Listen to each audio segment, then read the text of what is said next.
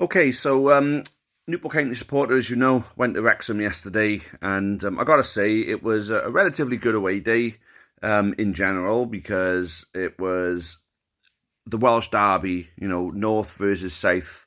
We had the derby back, which is one of the reasons why I saw Wrexham being promoted as a pro, is having that derby back, having that game back, because with all the teams around us moving into different divisions, we were very much losing so a lot of these teams that are in and around us. So Forest Green we got back, Swindon we had, but the likes of Exeter, Bristol Rovers, Cheltenham, we're not in the same division as all them anymore. So we wanted something meaningful back, and let's just say definitely Wrexham being back is a big one for us.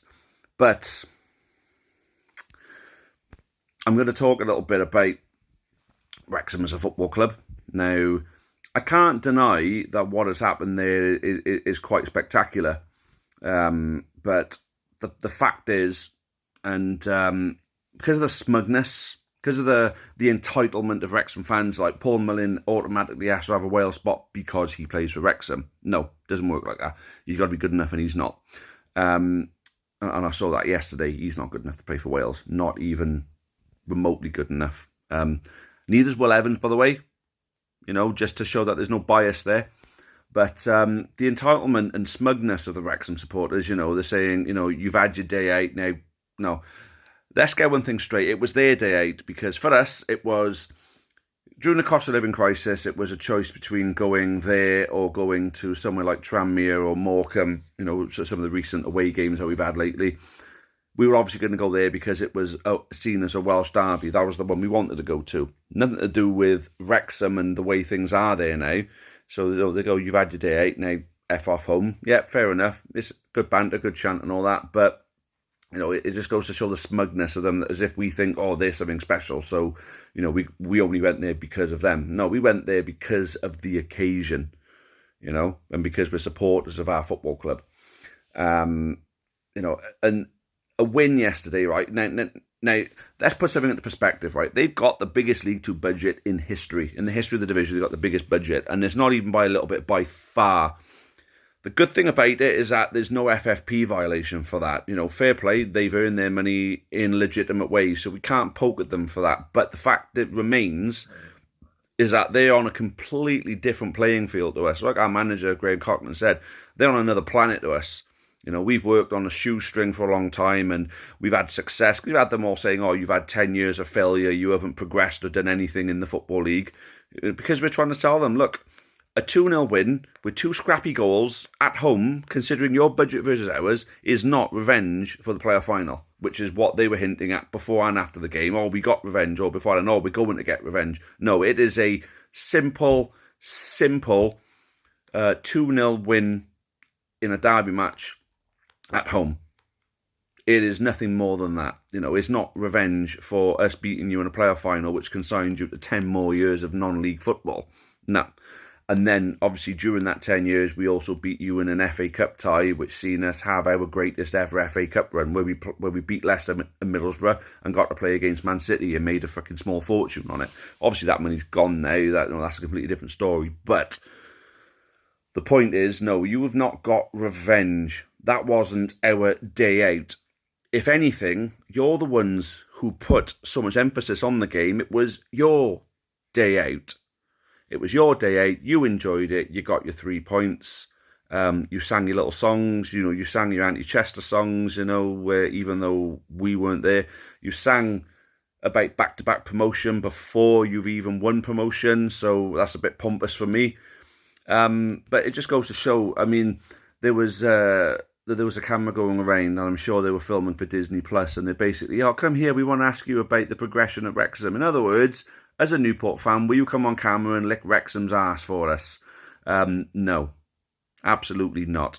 And I hope not many Newport fans did, or if you did go on that camera, you didn't give them any fucking credit. Because let's put it right, at the end of the day, this is the Ryan Reynolds show. Rob McElhenney, I'd never even heard of him beforehand, but obviously Ryan Reynolds is the star of the show. And it is a big show.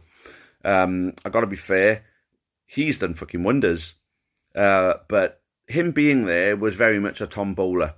You know, very much an eeny, meeny, miny, mo situation. Apparently, they were going to take Hartlepool first, but something went wrong there, and then it was like, oh, an eeny, meeny, miny, mo. Oh, Wrexham, who were they? Oh, okay, let's just have a stab at them then. Obviously, they'll say, oh, yeah, but, you know, we've fallen in love with the town, we've fallen in love with the history of the club. Oh, yeah, you're going to say that for your Disney documentary. But at the end of the day, without Ryan Reynolds, you don't have a Disney documentary. Without Ryan Reynolds, you don't have the marketing pull worldwide that you currently got, which is seeing you being able to afford Premier League and Championship standard players playing for you. You know, I mean, I'd imagine you put 2 or 3 players together.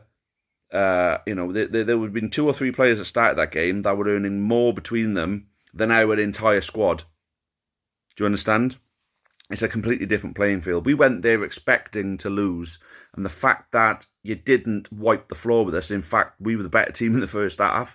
Second half, you stepped it up because you had another gear to use, you know, because of the quality of your team. The fact that we went toe-to-toe with you, for us, is a moral victory in itself, because that's just, you know, we'd never ever get the player caliber of James McLean or Stephen Fletcher at our football club. You know, it's something that's never ever going to happen.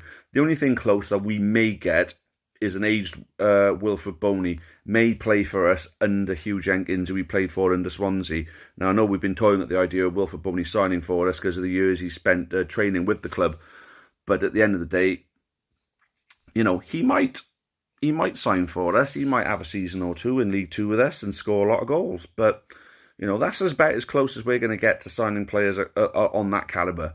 But then let's just have something right. It's the Ryan Reynolds show. And without Ryan Reynolds, none of this is possible for Wrexham. Not even close. He'd probably still be in non-league now without Ryan Reynolds. Simple as that. But fair play to him. Fair play to you as a club for the progression that you've made. You've done it legitimately. Unlike the likes of Salford. Unlike the likes of Forest Green. So, you know, I can't fault that. But I think you need to dial down the entitlement. I think you need to dial down the smugness, and I think you need to get real with regards to where this sits in comparison to us beating you in the playoff final, or even us beating you in the FA Cup. Because at the end of the day, we created one of the greatest, you know, groups of memories as supporters that we'll ever have on the back of beating you. You know, people still say Wembley, when we beat you, was the greatest footballing day of our lives, which a lot of people will say is the case. And being in the Football League allowed us to have the Great Escape Day as well. So to basically say that we've done nothing in the Football League in those 10 years is bollocks. And at the end of the day, you're going to come down to Newport, and I think you're going to have a bit of a shock. Let's just put it that way. You might even come down and beat us. But I'll tell you something now. If you can't find an extra gear on top of the one that you found to win the game in the second half, you're going to struggle. You really, really are going to struggle. Anyway, I'm going to leave it at that. You know, it's my final TikTok rant of, well, I wouldn't say of the year, because I'm gonna have a few more before the end of the year, but let's just say before Christmas, because that's tomorrow. Merry Christmas, everybody, and those going to Forest Green at home, I'll see you there. Cheerio. Up the county, of course.